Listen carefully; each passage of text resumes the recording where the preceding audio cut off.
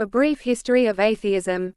In Islamic history, atheism was not a major social and intellectual threat until the emergence of the 8th century Dariya. These thinkers were empiricists who believed that all knowledge could only be acquired via the empirical method. They believed that the cosmos was eternal and composed of 4 qualities, which were responsible for everything that existed. They argued that everything had always existed and did not require any creator or maker. 14. According to Kitab al-Aghani by Faraj al-Isfahani, Abu Hanifa, the famous jurist and founder of one of the traditional schools of thought, debated a Dari in the 8th century. Abu Hanifa was known to have intellectually hammered the Dariya in public debates, see Chapter 8. Many of the Islamic scholars responded to the claims of the Dariya, including al-Ghazali, Ibn al-Jawzi, al-Jahiz, Muhammad b. Shabib, Ibn Qutayba, and Abu Isa al-Warraq. 15. In al-Ghazali's book, Kimiyya-i Saadat, he describes the Dariya as reductionists who do not have a holistic understanding of the universe and its purpose. He asserts that they are like ants on a piece of paper that cannot lift their eyes from the ink or the pen they see before them, and fail to see who is writing. 16. The Islamic history of atheism clearly shows an environment of intellectual discussion and debate, which could only have been facilitated by mutual respect and tolerance. The Quran makes it absolutely clear that having myriad beliefs is part of God's will, and that there should never be any form of compulsion but mutual respect and tolerance. And had your Lord willed, those on earth would have believed, all of them entirely. Then, would you compel the people in order that they become believers? 17. There is no compulsion in the religion. 18. The Islamic thinker and scholar, Dr. Jafar Idris, aptly summarizes Islam's stance on other beliefs. Existing peacefully with non-Islamic beliefs is an essential Islamic principle that is clearly stated in many Quranic verses, and that has been practiced by Muslims throughout their history. It is not something that Muslims impose on their religion or something that they have to resort to because of exceptional external circumstances. It is a requirement demanded by the nature of the religion. 19. The intellectual heritage of Islam should provide confidence for Muslims who are exposed to contemporary challenges that confront the rational foundations of their religion. Many of the answers to so-called new objections from atheist and secular thought have already been dealt with by Islam's classical scholarship. From this perspective, Muslims are standing on the shoulders of giants. Their only concern should be accessing that wealth of knowledge and learning how to contemporize it, using a language that is modern, relevant and applicable. In the West, atheism was not a popular movement in antiquity, and it did not have a substantial following. According to historians, all we have in this period are individuals, cases of exception, who dared to voice their disbelief, or bold philosophers who proposed intellectual theories about coming into existence of the gods without, normally, putting their theories into practice or rejecting religious practice altogether. 20. The first use of the term atheism can be traced back to the Greek scholar Sir John Cheke in a translation of Plutarch's On Superstition. In France during the 1600s, atheism inspired polemical writings and socio-political measures against its worldview. 21. Atheism was perceived as a threat even as early as the 1700s in Britain. The celebrated playwright and essayist Joseph Addison wrote a book titled The Evidence of the Christian Religion, which had a section against atheism. In this part of the book, he describes atheists in the following way. There is something so ridiculous and perverse in this kind of zealots, that one does not know how to set them out in their proper colors. They are a sort of gamesters who are eternally upon the fret, though they play for nothing.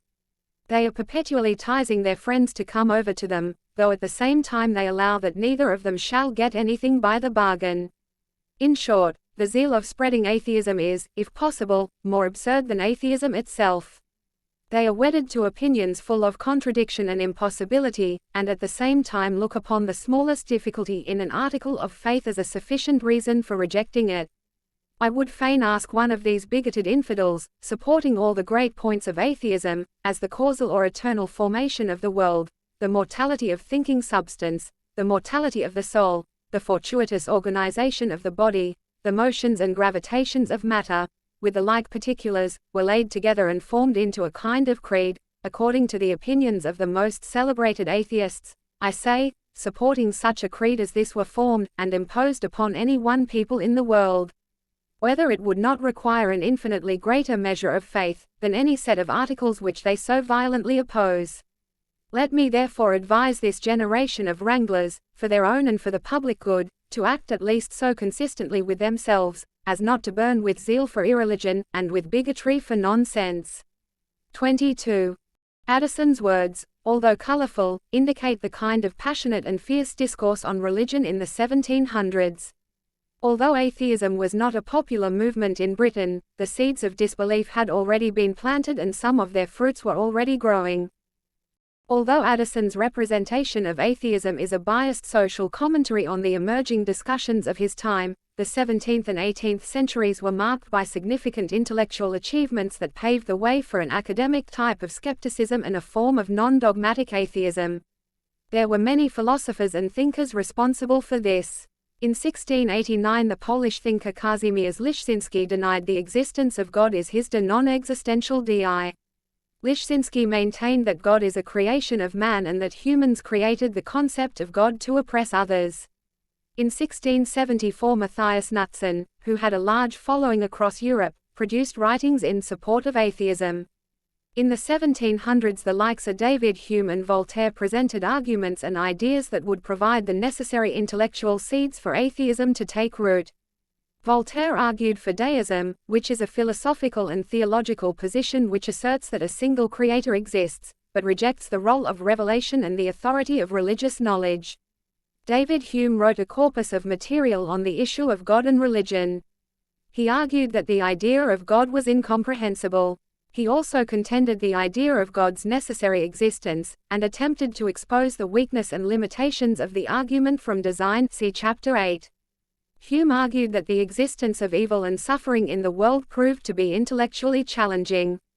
Echoing the ancient philosophers, his argument did not deny God, it did, however, question the degree of evil and our inability to justify it from a human perspective, see Chapter 11. Hume's attack on the religious idea of miracles had significant influence. He maintained that belief in miracles would only be rational if the probability of the eyewitnesses to be mistaken is greater than the probability of them occurring. Although this is not an exhaustive account of the thinkers, writers and philosophers that helped cement atheism in popular culture and academic discourse, it gives an insight to the history of rejecting the divine in the West during that period. During the 19th century, an important figure in the fight to make atheism acceptable was Charles Bradlaugh. A member of the British Parliament, he fought a long battle to make atheism acceptable to society. Although he did not achieve his goals, by the end of the 19th century he paved the way for others to continue the battle for acceptability and respect. 23. Bradlaugh wrote many essays, including Humanity's Gain from Unbelief, a plea for atheism and doubts in dialogue. 24. Bradlaugh, a defender of skepticism and atheism, used his writings to remove some of the many prejudices prevalent, not only against actual holders of atheistic opinions, but also against those wrongfully suspected of atheism. 25. Bradlaugh's activism was not solely focused on convincing British society to accept atheism, it was also dedicated to show that atheism makes humanity happier and increases the well-being of man. He wrote in his essay, Humanity's Gain from Unbelief, as an unbeliever, I ask leave to plead that humanity has been a real gainer from skepticism, and that the gradual and growing rejection of Christianity, like the rejection of the faiths which preceded it, has in fact added, and will add, to man's happiness and well-being. 26. The 1920s saw the emergence of the logical positivists. Inspired by achievements in science, this radical philosophical movement maintained that statements can only be meaningful if they can be verified empirically. They argued that if one utters a statement that refers to something that is beyond the reach of the senses, then it is nonsense. The logical positivists argued that there is nothing that transcends the physical world. Statements are either analytical or synthetic. Analytical statements are statements that are true by definition. For example, the statement, "the ball is red," is true because it is red. Synthetic statements are statements that are true by experience. For example, the statement, "the ball is bouncing," can be verified by looking at the ball bouncing. In light of this, the logical positivists created an empirical measure of meaning. This criterion essentially argues that for any statement to be meaningful, it must be verified by physical experience. For this reason, many questions pertaining to God, metaphysics, morality and history were considered meaningless. Therefore, atheism was the default position, as God could not be verified via physical experience. Post-1960s saw the death of logical positivism. One of the key reasons for its demise was the fact that it was self-defeating. The logical positivist's criterion for meaning was that any statement had to be verified by physical experience. However, the criterion itself could not be verified by physical experience. Consequently, the criterion itself was meaningless. After the demise of logical positivism, the academic world saw the intellectual resurrection of theism. Time magazine in 1980 commented on the rise of intellectual theism, in a quiet revolution in thought, an argument that hardly anybody could have foreseen only 2 decades ago. God is making a comeback. Most intriguingly, this is happening not amongst theologians or ordinary believers, but in the crisp intellectual circles of academic philosophers, where the consensus had long banished the Almighty from fruitful discourse. 27. One reason for the intellectual revival of theism was the intriguing scientific discoveries of the mid-20th century. These include the Big Bang, which postulates a cosmic beginning to the universe. This was a departure from conventional thinking that postulated the universe was static and eternal, needing no creator, see Chapter 5. In the 1970s, cosmologists discovered the intriguing phenomenon of fine-tuning, which explicitly demonstrated that the universe's laws and arrangement seemed designed and fine-tuned so that complex conscious life, like human beings, could exist, see Chapter 8. Near the beginning of the 20th century, we had an utterly inadequate understanding of biology's nuts and bolts. We thought cells, the building blocks of organisms, were just homogeneous blobs of protoplasm. In 1953, however, James Watson and Francis Crick demonstrated the double helix structure of DNA, the information storage device of the cell. Following this discovery, the molecular biological revolution continued, unearthing more and more fascinating, sophisticated features at the microscopic level. Crick, even he was an atheist, was so impressed with the apparent design in the DNA that he became convinced that this could not have happened by chance, and that some sort of extraterrestrial intervention was involved. 28. These discoveries and progresses in science, as well as their philosophical implications, progressively brought theism back onto the intellectual and academic discussion table. Today, theism is a perfectly respectable position.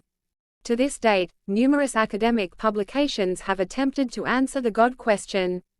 This has trickled down to the popular level, where many books have been written on the topic. Social media has millions of posts on the issue. The growth of atheism. In spite of these factors, atheism is now one of the fastest growing social and intellectual movements. The past 20 years have featured an increase in people who describe themselves as atheists or non-religious. This movement, also known as New Atheism, has begun to articulate a case for atheism and secularism, generally considered the political manifestation of atheism. Modern atheist writers and academics, including Richard Dawkins, Sam Harris, Christopher Hitchens and Dan Dennett, have extensively promoted this movement. Their books have become bestsellers, and thousands have viewed their public lectures. However, some would argue that their rhetoric has been nasty, circular and quite unnuanced. The late Christopher Hitchens argues, religion poisons everything. 29. Sam Harris asserts, the days of our religious identities are clearly numbered. 30. And Richard Dawkins maintains that God is delusion. 31. Notwithstanding these similarities, atheists do not form a homogeneous group. Certain atheist academics actually disagree with the new atheist discourse. For instance, the philosopher Tim Crane writes, "It seems to me that many of the claims made by the new atheists are simply not true, and that their view of the role of religion in world affairs is in many ways mistaken. Going on in this way about religion is not a very sensible approach to tackling the problems of the world. It is surprisingly difficult to change people's beliefs. But if there is one thing which should be obvious here, it is that the way to do it is generally not to tell them that they are stupid, irrational or hopelessly ignorant." 32. The prominent atheist philosopher Michael Ruse exclaimed, "I think Dawkins is ignorant of just about every aspect of philosophy and theology, and it shows."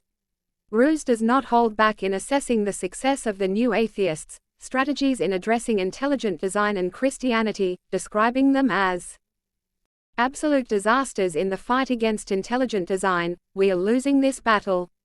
What we need is not knee-jerk atheism but serious grappling with the issues. Neither of you are willing to study Christianity seriously and to engage with the ideas. It is just plain silly and grotesquely immoral to claim that Christianity is simply a force for evil. As Richard claims, more than this, we are in a fight, and we need to make allies in the fight, not simply alienate everyone of goodwill. 33. Despite internal fighting, the new atheist movement has been very successful in promoting its ideas and worldview. In England and Wales, 25.1% of the people describe themselves as having no religion, with a substantial increase on UK campuses. 34. In Europe, 46% of the people do not believe in the traditional concept of God, and 20% state that they do not believe there is a spirit, God or life force. 35. Half of Chinese people consider themselves atheists. 36. Professor of sociology Phil Zuckerman argues that atheism in many societies is growing. 37. He also asserts that atheists come in fourth place after the main world religions. Finally, non-believers in God as a group come in fourth place after Christianity 2 billion, Islam 1.2 billion, and Hinduism 900 million in terms of global ranking of commonly held belief systems. 38. The Muslim world is not immune to this growing social movement. According to Win Gallup International, 5% of Saudis consider themselves convinced atheists, and over 19% consider themselves non-religious. 39. The Arab world has seen a rise in atheism with more books on the topic being translated into the Arabic language. Muslims in the West are facing similar problems. There is an increase in apostasies, with apostates declaring themselves as atheists. This problem manifests itself at different levels of the Muslim community, but an immense change is occurring on university campuses. The popularization of atheist publications and social media, coupled with aggressive and fervent activism, has created an environment of intellectual challenge and peer pressure.